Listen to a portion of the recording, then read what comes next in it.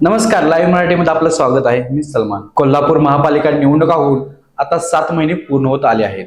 महायुतीची सत्ता आल्यानंतर पदाधिकारी नियुक्त्याही पार पडल्या. 10 वर्षांनंतर नव्याने अस्तित्वात आलेल्या सभागृहाकडून नागरिकांना मोठ्या अपेक्षा होत्या. नव्या सभागृहात अनेक नवोदित नगरसेवक नगरसेविका यांना संधी मिळाली. मात्र 7 महिन्यांच्या कालावधीत आणि आतापर्यंत झालेल्या 8 सर्वसाधारण सभांच्या पार्श्वभूमीवर एक प्रश्न आता चर्चेचा विषय ठरत आहे. महापालिकेतील जवळपास 70% नगरसेवक सर्वसाधारण सभांमध्ये कायम मौन बाळगत असल्याचे चित्र दिसून येत आहे.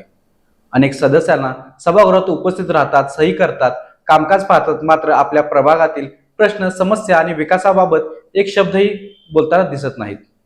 त्यामुळे नागरिकांमध्ये आता चर्चा सुरू झाली आहे की आपल्या भागातील समस्या सभागृहात मांडण्यासाठी निवडून दिलेले लोकप्रतिनिधी नेमकं बोलणार तरी कधी. मात्र या चर्चेची दुसरी बाजूही आहे. सभागृहातील काही अनुभवी आणि आक्रमक नगरसेवक प्रत्येक सर्वसाधारण सभेत विविध विषयांवर प्रदीर्घ चर्चा करताना दिसतात.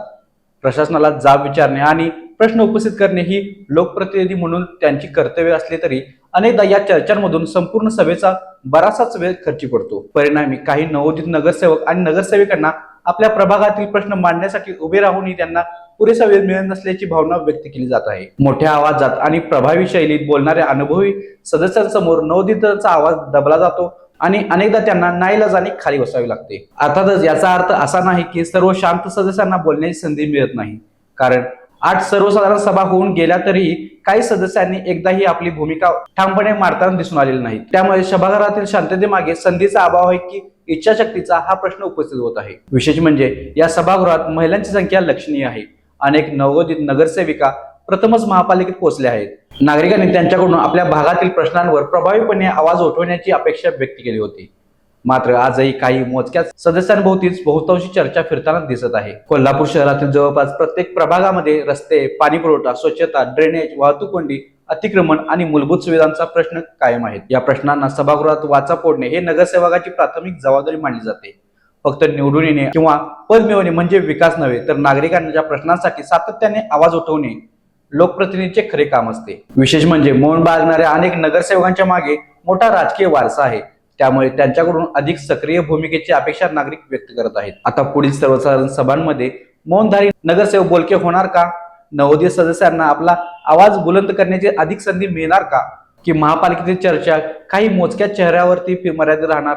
याकडे आता संपूर्ण कोल्हापूरचे लक्ष लागून राहिले आहे.